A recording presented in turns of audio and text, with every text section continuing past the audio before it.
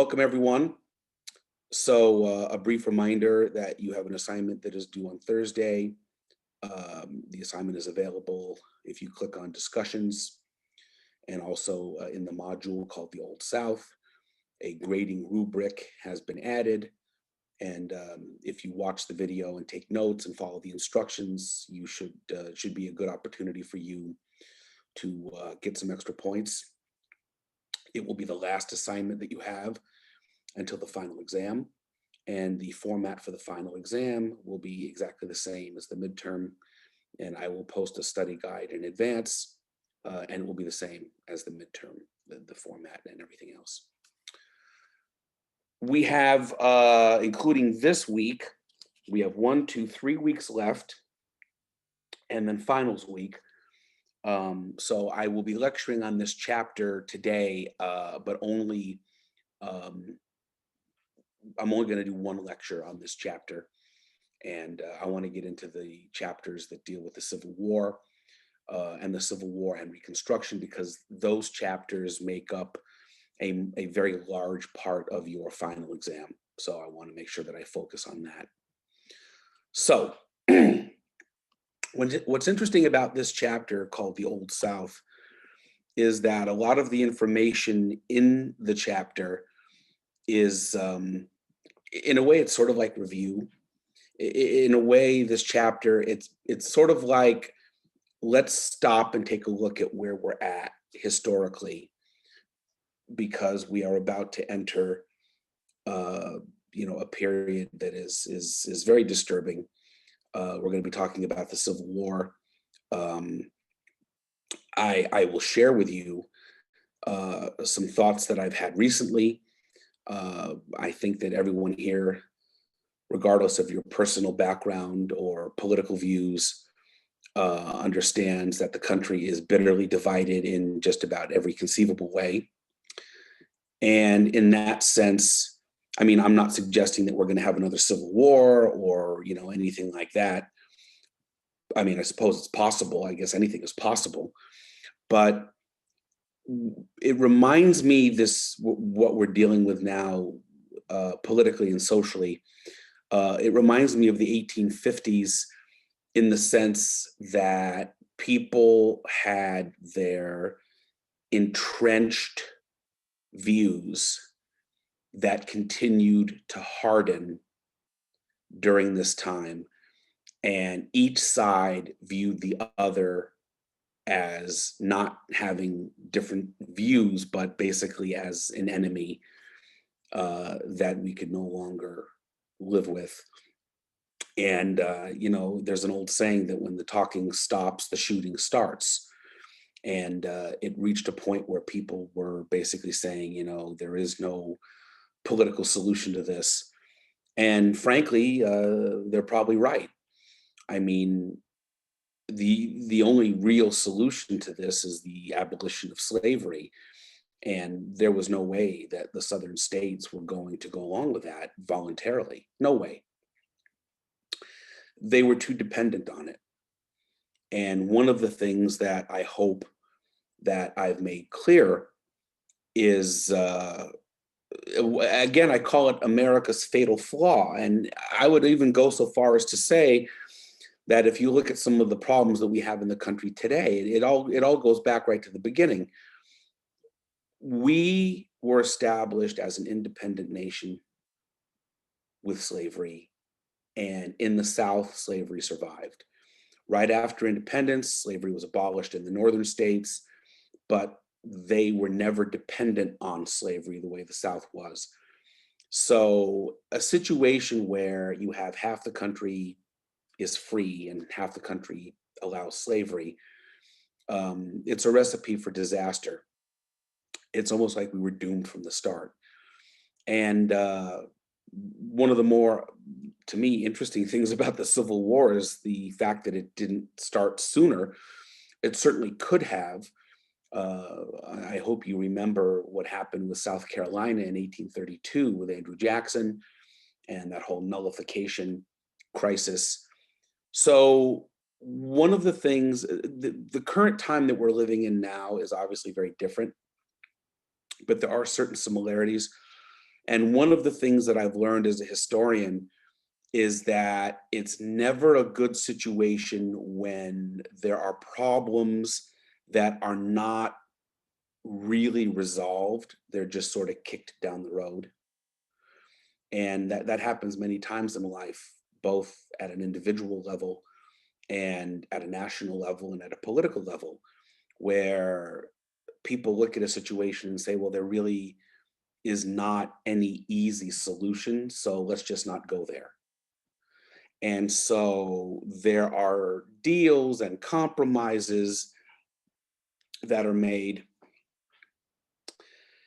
And in the end, none of them work.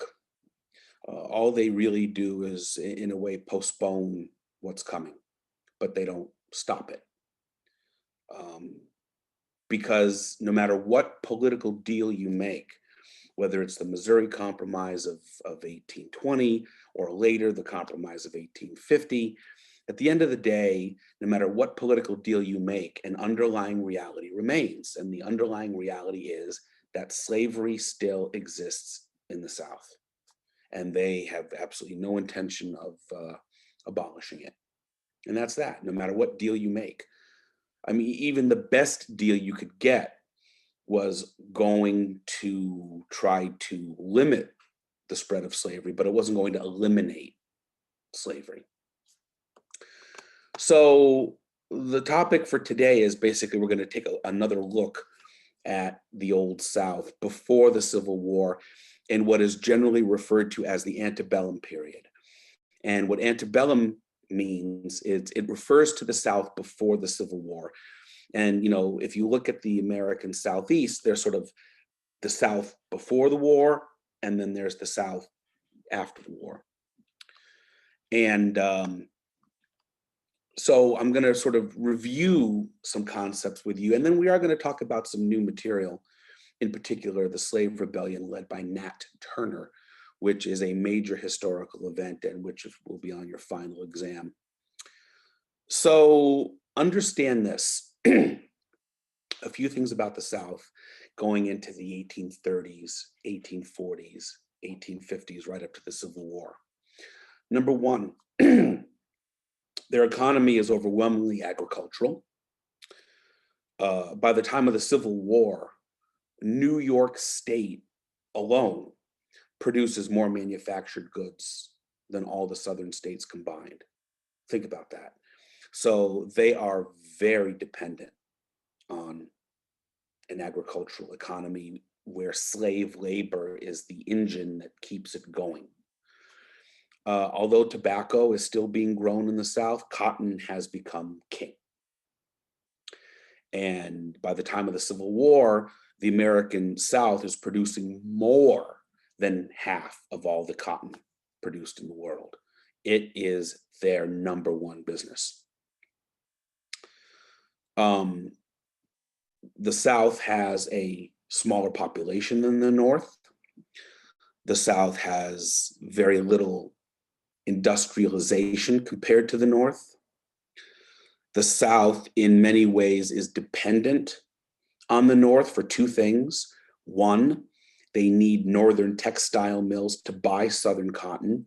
And two, when Southern plantation owners need money, they often have to go to Northern banks for their loans. So this creates, in a sense, a feeling of insecurity and vulnerability right from the start.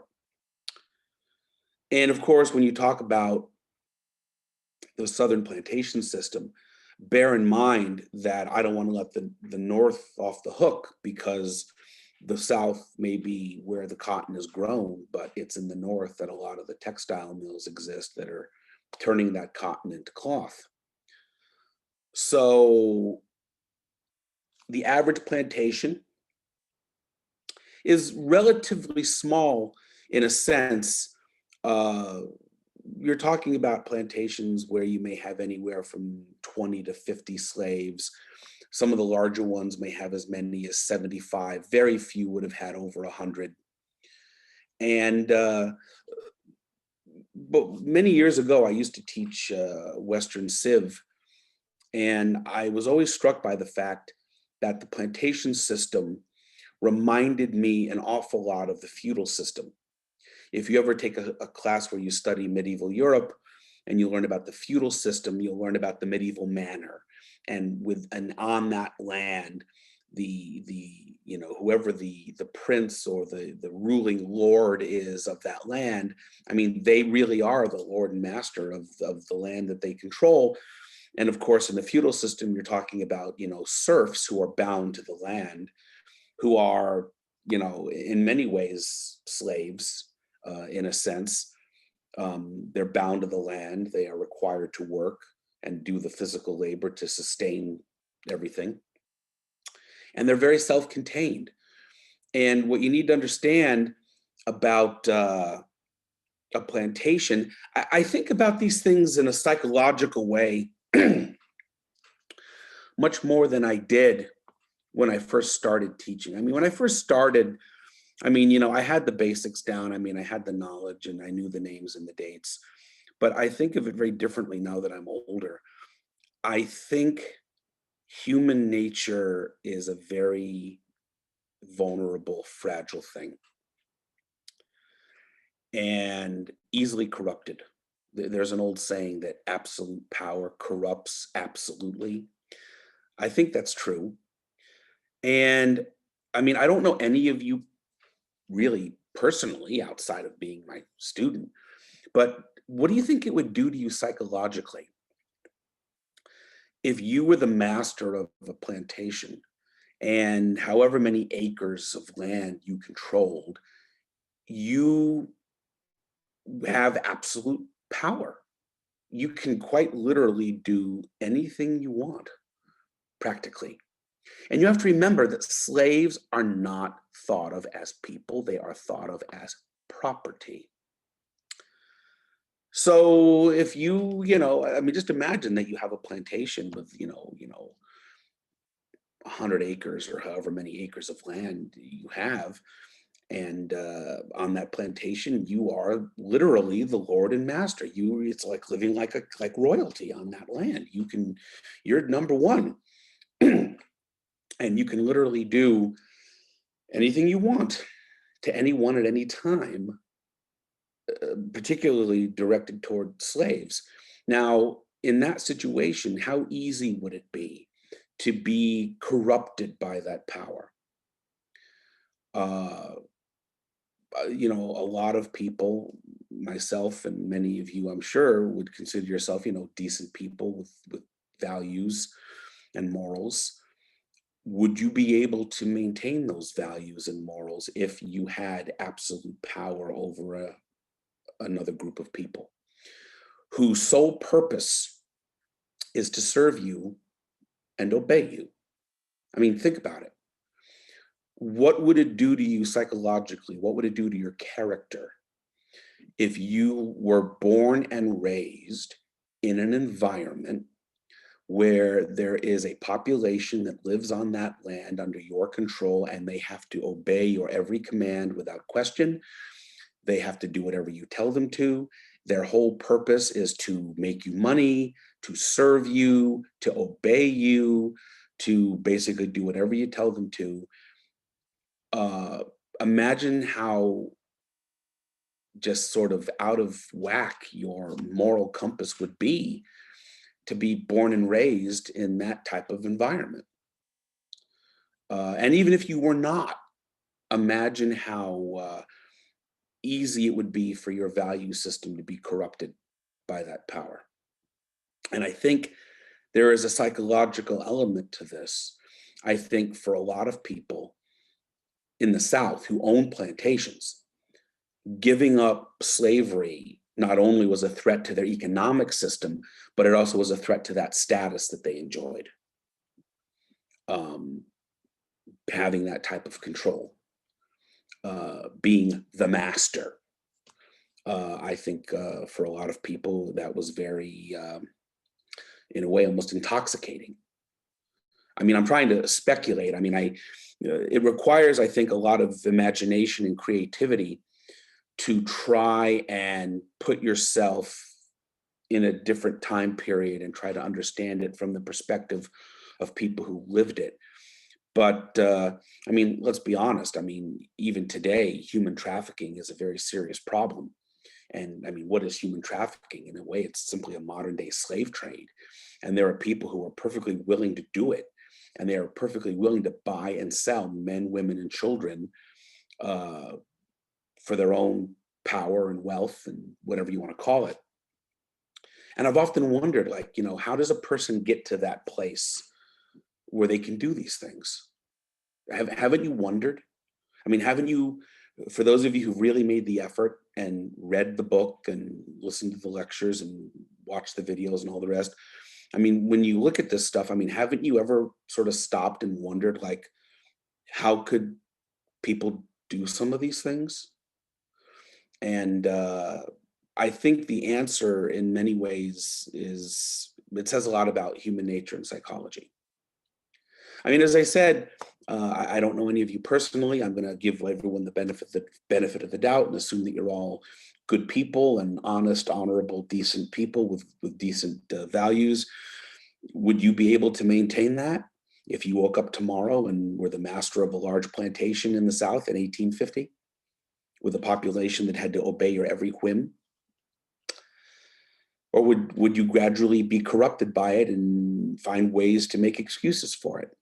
Hopefully, none of us ever have an opportunity to find out. As my grandmother used to say, it's easy to be good when people are looking.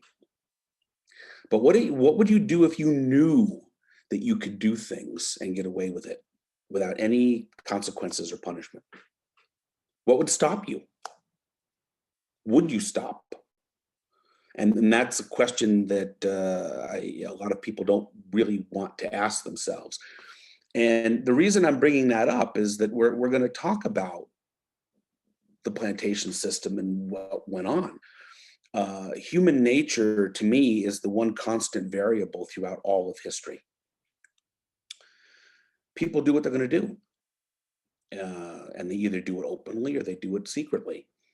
And on a plantation, people, who had power used it to satisfy their own needs, whether they're, they want to make money or whether they're physical or emotional needs. And slaves were exploited in that in every conceivable way. I mean, I guess what I'm trying to say is I've studied this for a while, and I studied it very much in depth when I was a graduate student. And I guess what I'm trying to tell you is that it's worse than even you think it is. It's worse even than you think it is. You may already think it's pretty bad. I'm telling you that it's even worse than you think. And I understand this now in a way I feel that I didn't when I first started. I mean, other than me, I mean, I'm a father, I have a son, I have a child, he's 9 years old. Raise your hand, use the reactions button in Zoom. Raise your hand if you have a child. Raise your hand if you're a parent. Raise your hand if you're a mom or a dad. I've got Manuel raised. Anyone else have kids? It's interesting. Okay, Roseanne also said raised a hand. They say that when you have kids, it changes you. It really does. Imagine what it would be like to be a parent and to have children and to be unable to protect them.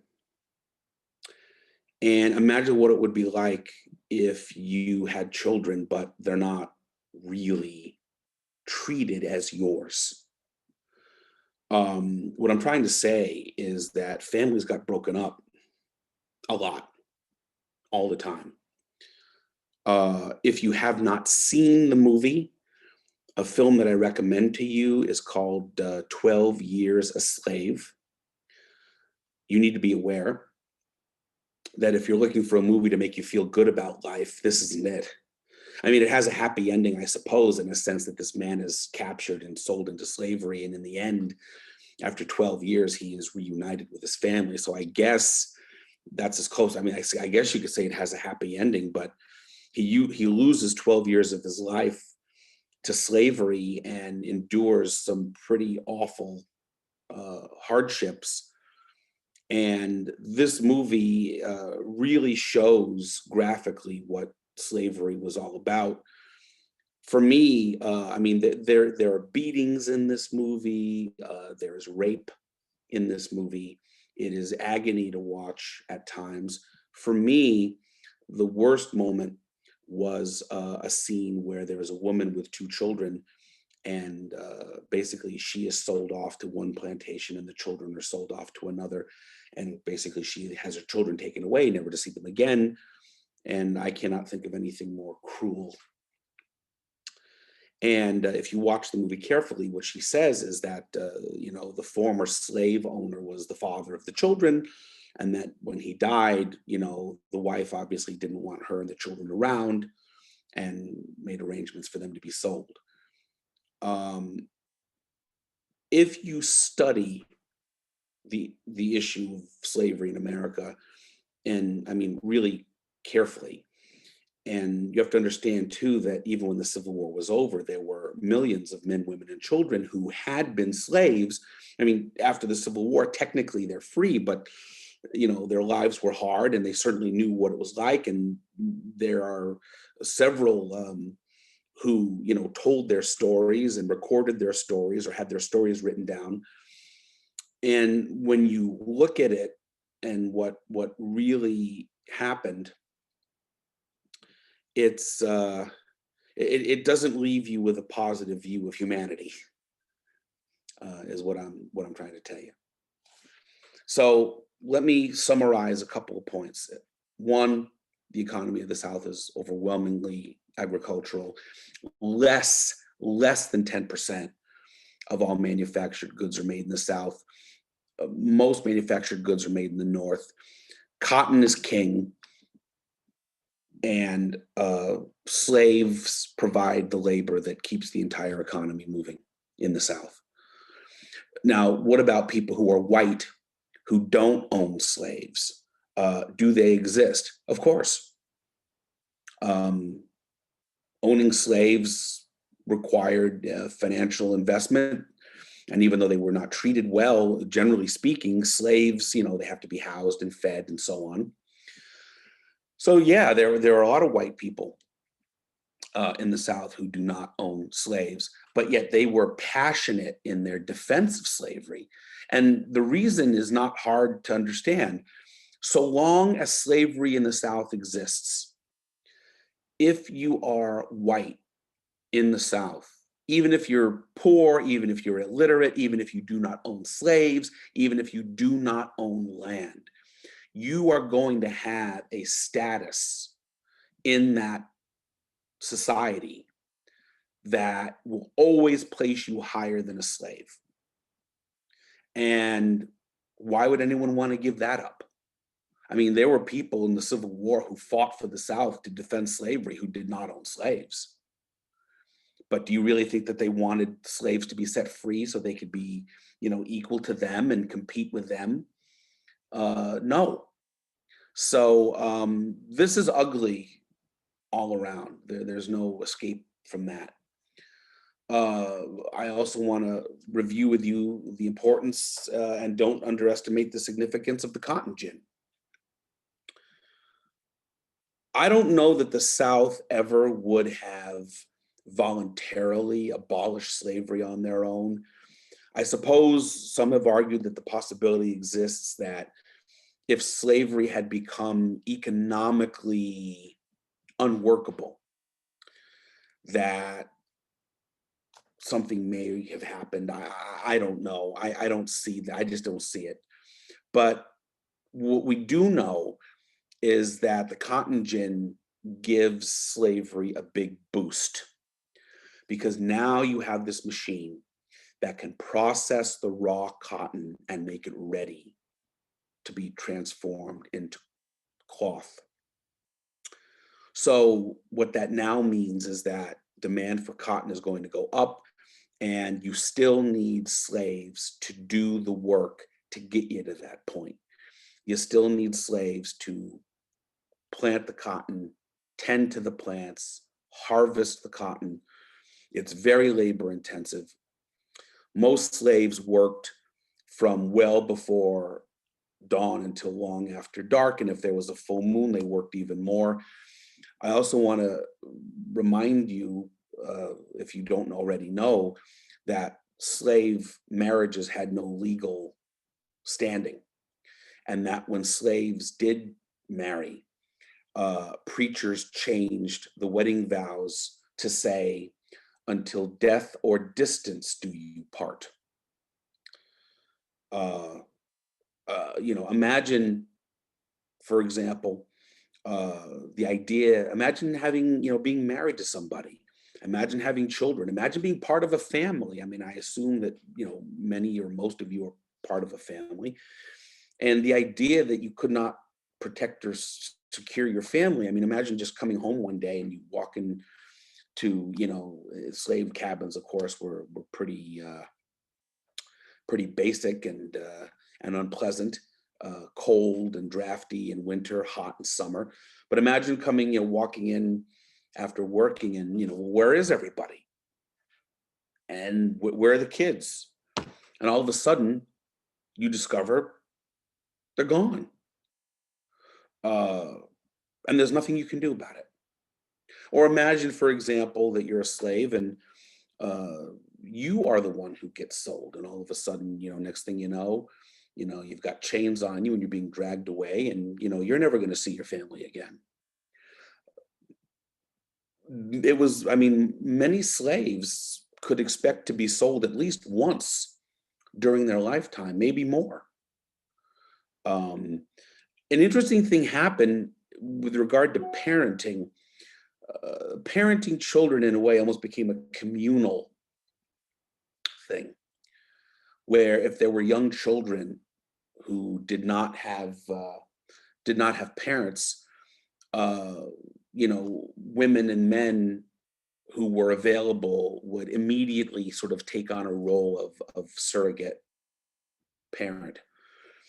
Um, I recommend another film you may want to watch called Glory, which is the story of the all black 54th Regiment, Massachusetts regiment that fought in the Civil War. And it's a great film. And Morgan Freeman is in it, and Denzel Washington is in it. He's just wonderful.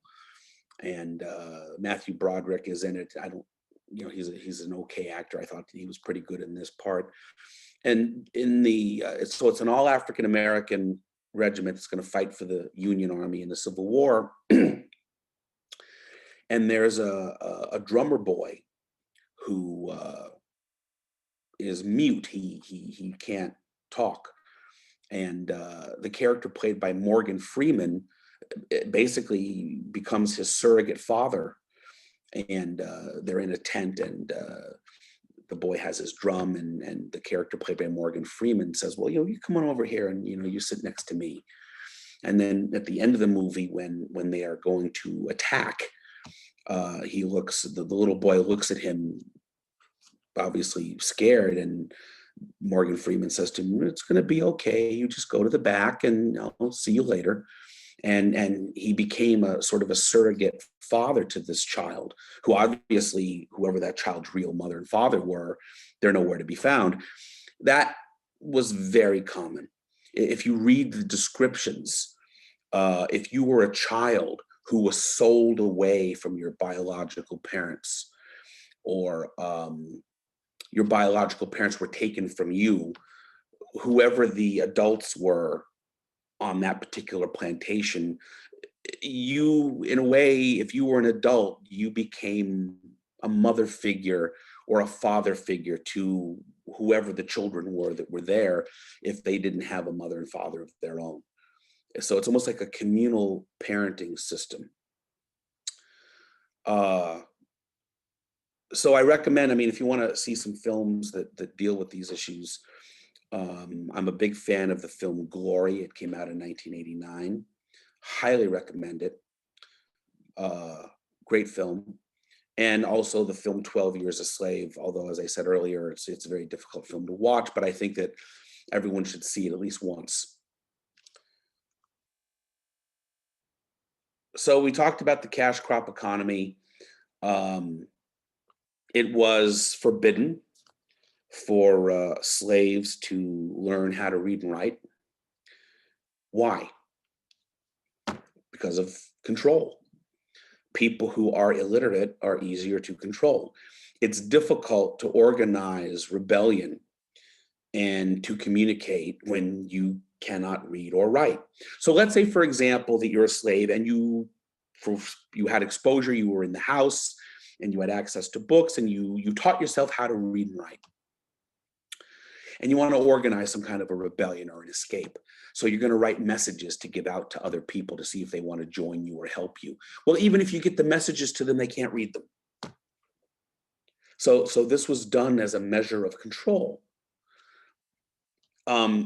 Denying people education, denying them, forcing them to be illiterate is just, to me, it's evil. And it's done as a measure of control.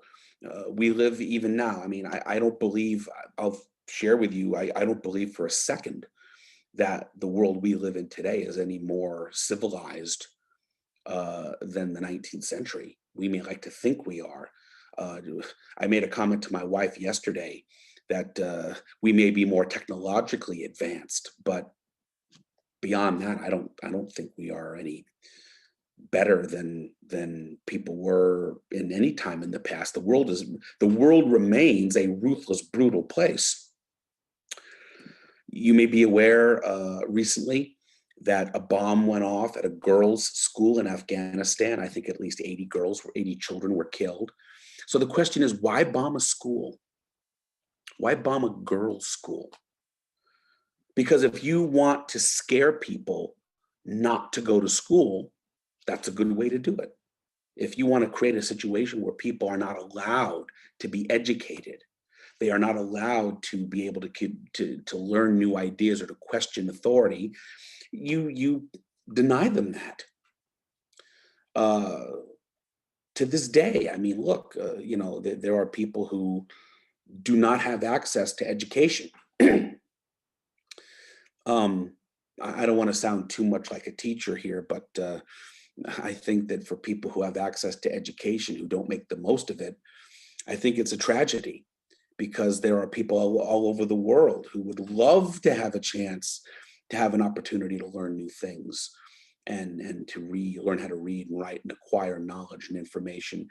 So when you have that opportunity, if you don't make the most of it, I think it's just an unfortunate tragedy. Nevertheless, it was forbidden for slaves to learn how to read and write.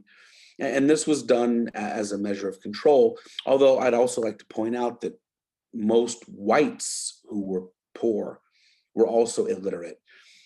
Public education was not a big priority in the South during that time.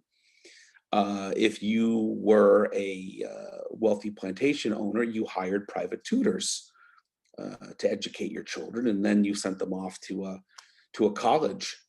But the idea of everybody's going to have an opportunity to go to a public school and learn how to read and how to write and how to do mathematics, it's not happening. So this is a tough world. I made a comment earlier that I think it would be a great comparison to look at the plantation system in the South in the antebellum period and the medieval manner of the feudal system during the Middle Ages in Europe. These plantations in many ways are very self-contained. Not all slaves work in the cotton fields. Most do, but you also have slaves who work as domestic servants in the kitchen. You have slaves who are doing childcare. You have slaves who are doing the cooking and the cleaning, carpentry work. So it's not like all slaves, what all slaves have in common is they're slaves, they're not free. But the type of work they're doing varies. And it's as I said, it's very self-contained. You're going to have slaves who their job might be to take care of the horses in the stable, or maybe their job is to be the driver of the carriage when you have to go somewhere in a carriage ride. Others may be blacksmiths or carpenters. Some work in the kitchen. Some take care of the children. Some may be your personal servant who, their job is to help you get dressed and, run a bath, boil up some hot water for you. So the jobs varied. I would argue that the slaves who worked out in the cotton fields had the hardest work, but for the people who owned plantations and who ran them, and you have to understand that a family that owns a plantation in the South, that doesn't necessarily mean that they're running the day-to-day operation in the business. Many would hire, what they would call an overseer. So it's sort of like you own a business, but you hire a manager to help run it. So if you own a plantation in the South, you might hire an overseer and you basically say, all I care about is that when the harvest comes, we get as much cotton as possible. And even though the overseer doesn't own the plantation, they still have authority to basically do, whatever they want to do to the slaves. So it's a tough situation.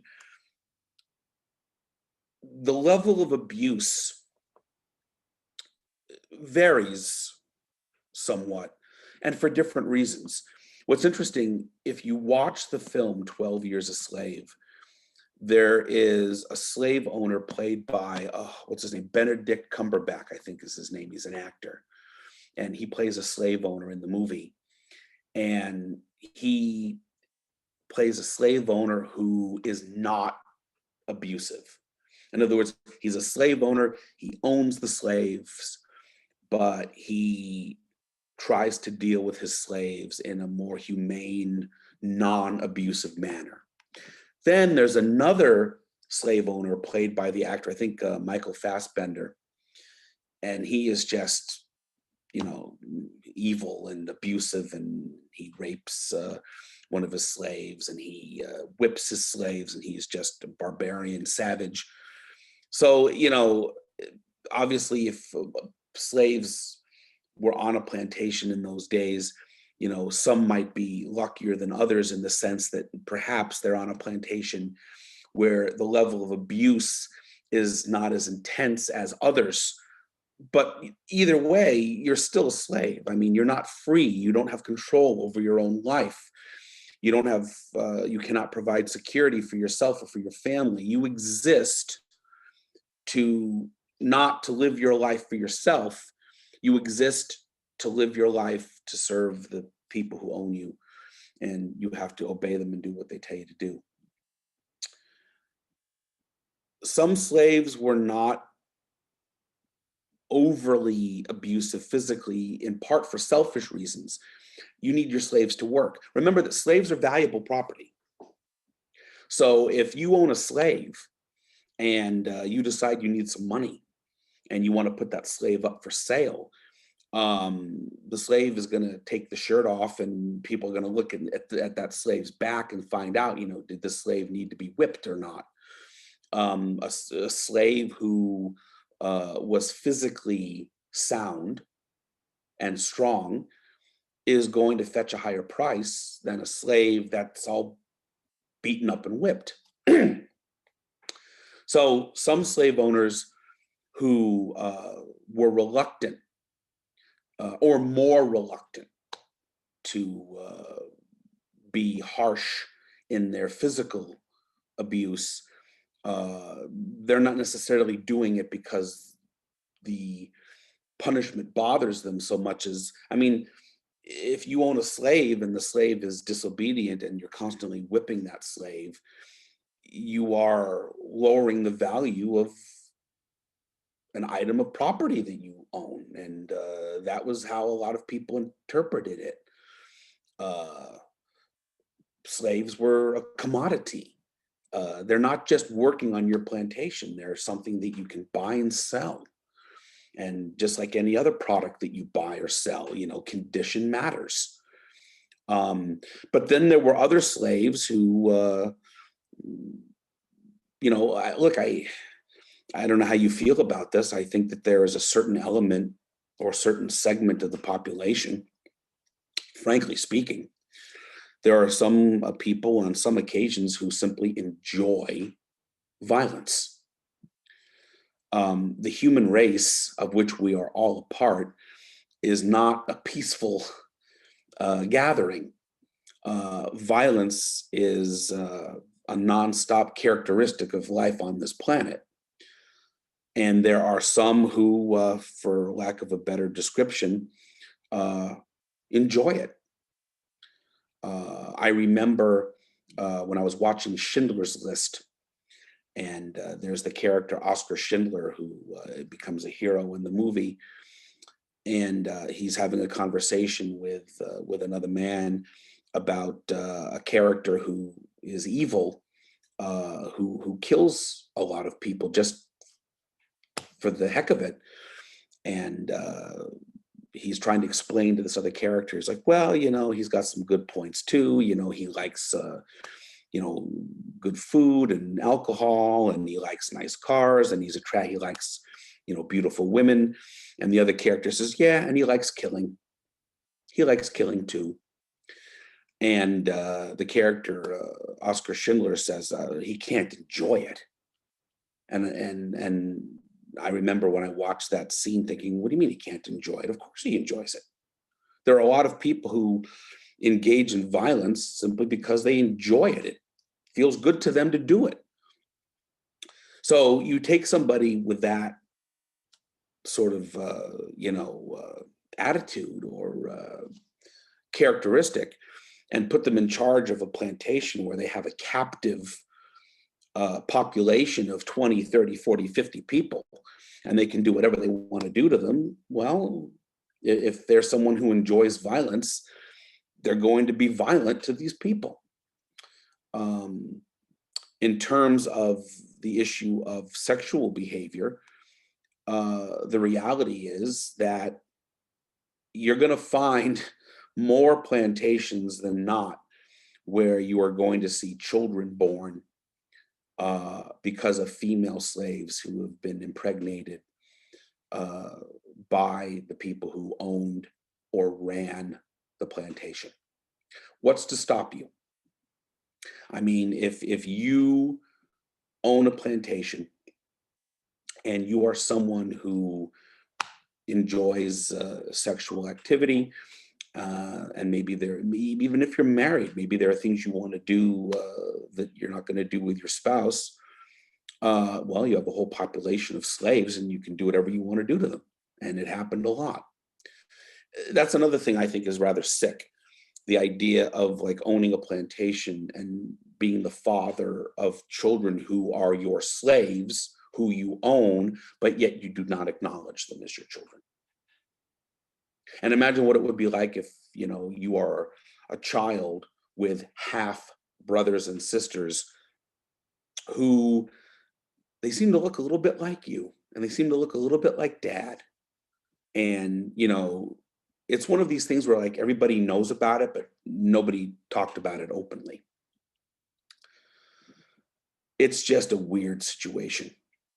I remember I had a student in class one time who said to me, well, if I were a slave and the slave owner or the overseer tried to, rape me or force me to do something, I'd fight back. And even if I got killed, I wouldn't care. I'd rather die than let them do this to me. And I said, well, okay, but what do you do if you're a member of a family and you refuse or you fight back? And you're a member of a family. Maybe you have a mother and a father, or maybe you've got brothers and sisters. Maybe you have brothers and sisters who are younger than you.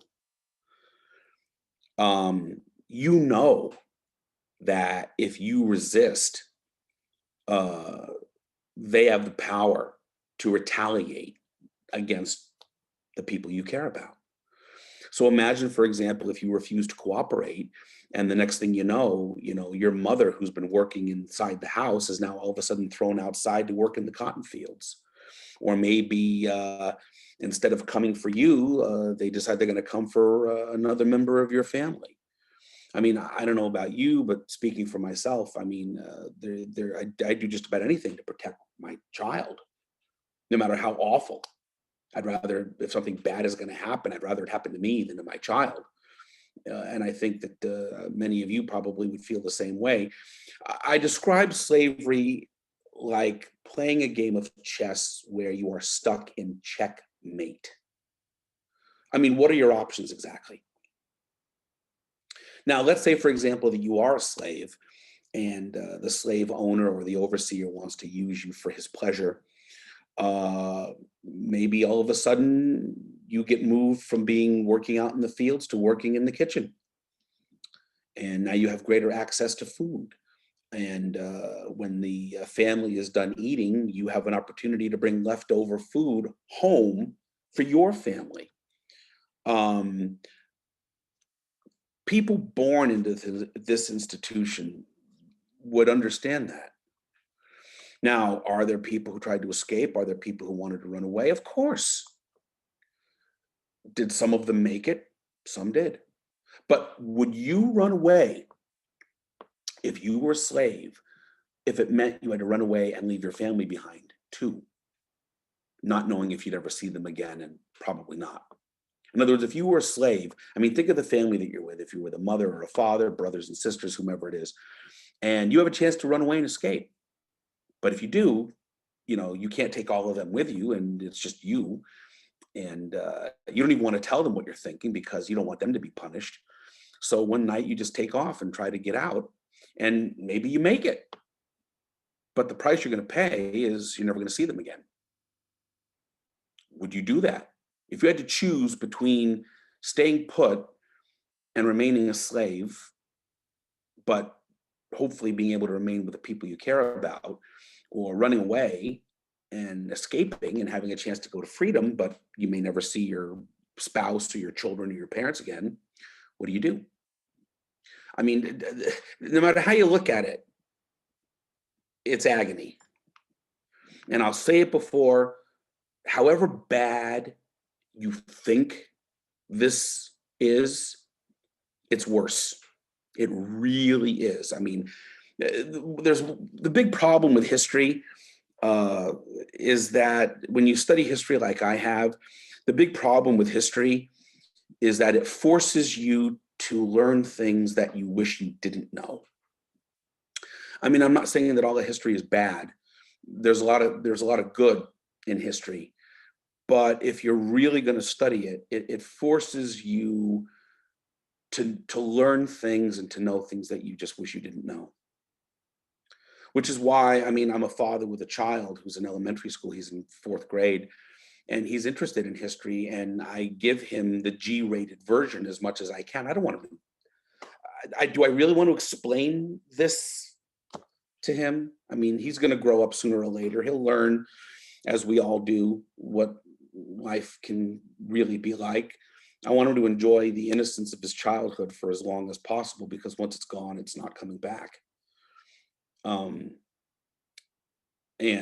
So I mean, I don't want to sit down and tell him the details of what life was like as a slave on a southern plantation. But to really study history, you have to study this. And as I said, it forces you to learn things that you just wish you didn't know. But you have to,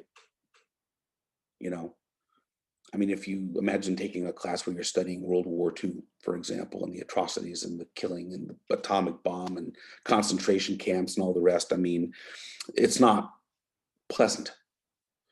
And to be quite honest with you, by the end of a semester, I'm usually pretty burned out myself because I talk about this stuff over and over. There were a lot of children on a lot of plantations who looked an awful lot like the white children. Now imagine that, where everybody sort of notices that you look an awful lot like the white children living in the big house, but you're still a slave. You are not acknowledged. You're not free. I'm getting a message here. Okay, I have a student who talked about having a wedding where they're going to jump the broom, which is what often in slave marriages, the marriage became official when you jump the broom, and saying that had to sit down and explain to the child, like what this means. And remember, and I said this before, slave marriages had no legal status. So imagine, getting married and then, you come home one day and it's like, well, where's my wife? Where's my husband? Well, maybe the slave owner needed some extra cash and sold him or her off, got, five, six, seven, $800 or whatever, and never see them again. Happened all the time, all the time. And imagine, as I said, coming home and, where are the kids? Gone. I mean, for me, if I came home and, my child was just gone, no goodbye, nothing, just gone, never to see him again. I mean, that would be, I'd consider my life over. I'd never recover from that. And yet these people had to find a way to go on and carry on. And it's, when you really think about what these people had to endure, it's extraordinary when you really take a deep look at it. It really is. There were slaves who tried to run away. God help them if they got caught.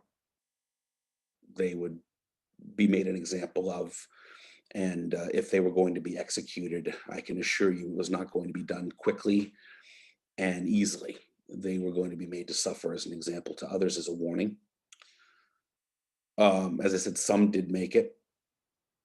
But to do this, to try to run away, you're risking your life to do that. And they understood that. Were there slave rebellions in America? Sure. Did they succeed? No. Why not? Because they didn't try hard enough?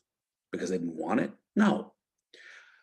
What do you need in order for a slave rebellion to be successful? What do you need? You need weapons. You need ammunition. You need maps, food, shelter. You have to communication, supplies, organization. Well, how are you going to get that? When slaves are not allowed to learn how to read and write, what are you going to just, walk into a store and, they're going to provide you with what you want? Slave rebellions tended to be very intense and very violent and very brief because they were never going to be in a position to sustain it. As I said, you need food, you need weapons, you need ammunition, you need maps and communication. They didn't have it. The most famous of all the slave rebellions in American history, and there are, by the way, we don't talk about slave rebellions, another film I've recommended a few, I highly recommend a film called Amistad, which actually is the story of a successful slave rebellion, although that's a little bit different because it's the story of slaves taken from Africa who rebelled while on board a ship. And although they were captured later, once it was established that they were from Africa at a point where the transatlantic slave trade was no longer legal in the United States, they were actually given their freedom. But that is a very rare case, although it's a great film called Amistad that I recommend. The most famous slave rebellion, we talked about the Stono Rebellion earlier, but the most famous one happened in 1831, and it was led by a slave by the name of Nat Turner. Nat Turner was also a preacher, and he had sort of this apocalyptic vision that slavery was going to end and that he was going to have to play a major role in that. And he had, no one knows precisely how many followers he had. Some say 50, some say 80. And he basically led his followers on a rampage through the South. Bottom line is, if you were white, you were dead. And I don't really know, I can't quite figure this out. Is this a slave rebellion? Like, what's the end game here? There's a part of me that almost feels like this is a suicide mission, that he and his followers are going to simply go out in a blaze of glory and make a statement. Did they want to escape to freedom? Well, if they did, where were they going to go? they'd have to make it to a northern state. And how was that going to be possible? It was a very violent, very bloody rebellion. Uh, Nat Turner was eventually captured and executed, and they did when they executed him. I mean, killing the guy wasn't enough. I mean, they cut his head off and they tore his body to pieces, and they wanted to make this guy, an example. And of course, after this rebellion happened, the Southern slave owners became even more controlling and more repressive. So it's a pretty big deal, and you are going to be asked about the Nat Turner Rebellion on your final exam. It's the biggest, most dramatic of the slave rebellions, really. So I have a video clip that I want to show you, and then we'll call it a day. Give me a moment here. Where's my screen share? There we go.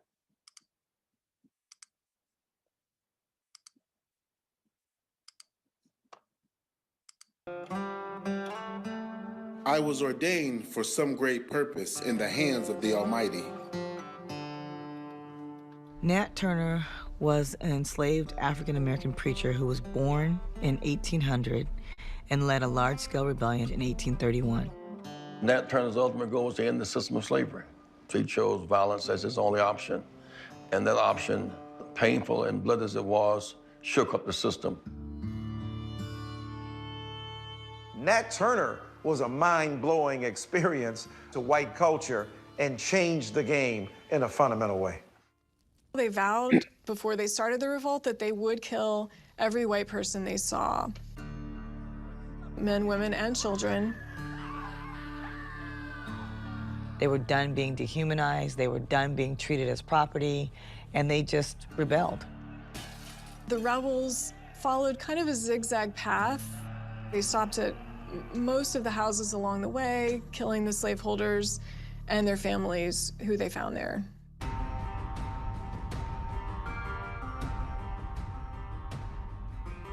The judgment of this court is that you are to be taken hence to jail, thence to the place of execution, and be hung by the neck until you are dead, dead, dead. Lynching in America were spectator sports. There were spectator events. People came from miles around, and bodies were dismembered.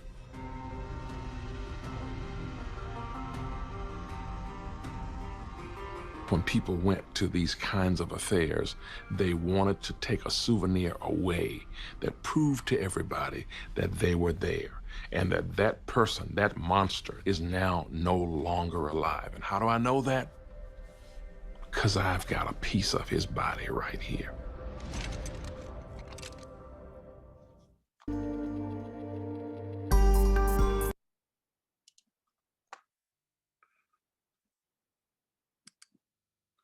Hold on a moment.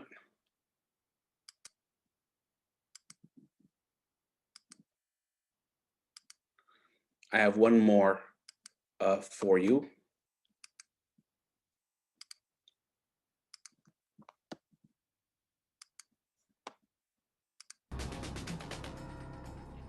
Nat Turner's 1831 slave rebellion stuns the nation and pushes the South's slave policing system to its limits.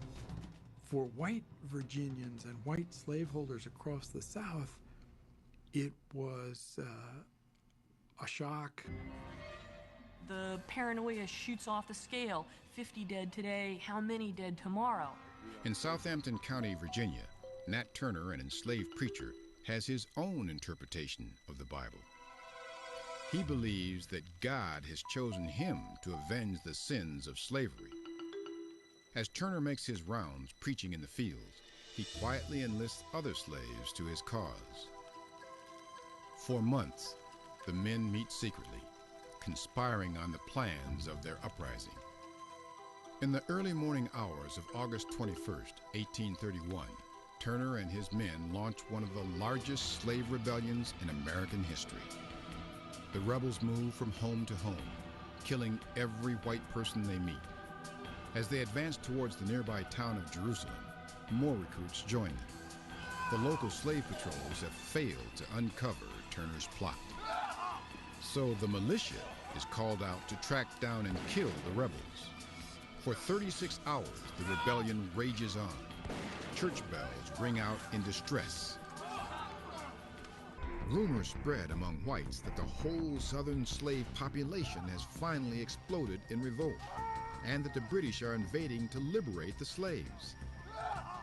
As panic swells, the United States government provides important military support. And that support is ensured by slaveholder power.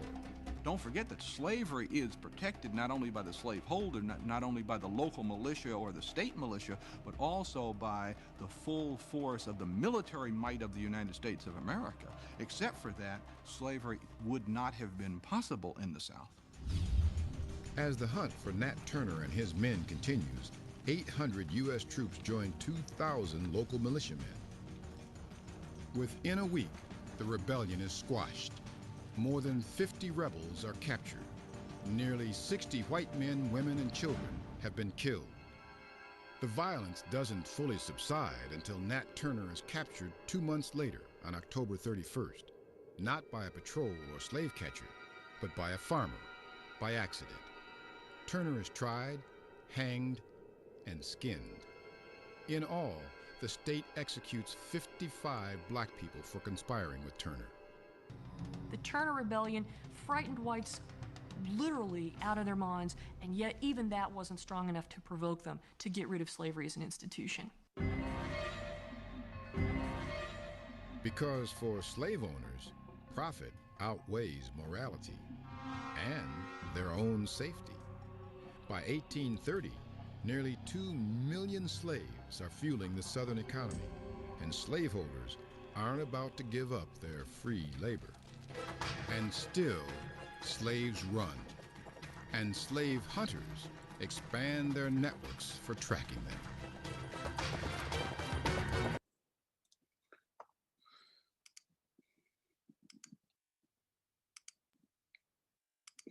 Okay, so that's my lecture for today. I'm going to kind of speed things up a little bit because we have this week and then we have 2 weeks left, and I want to make sure that you're prepared for your final. We are obviously headed toward the great crisis called the Civil War, but then we also have to talk about the Reconstruction period. So we have a lot to talk about. So I am basically done for today. Please remember that you have an assignment that is due on the 13th. So please make sure that you do it, and you are free to go unless anyone wants to stay because they have a question or a comment. So thank you for being here.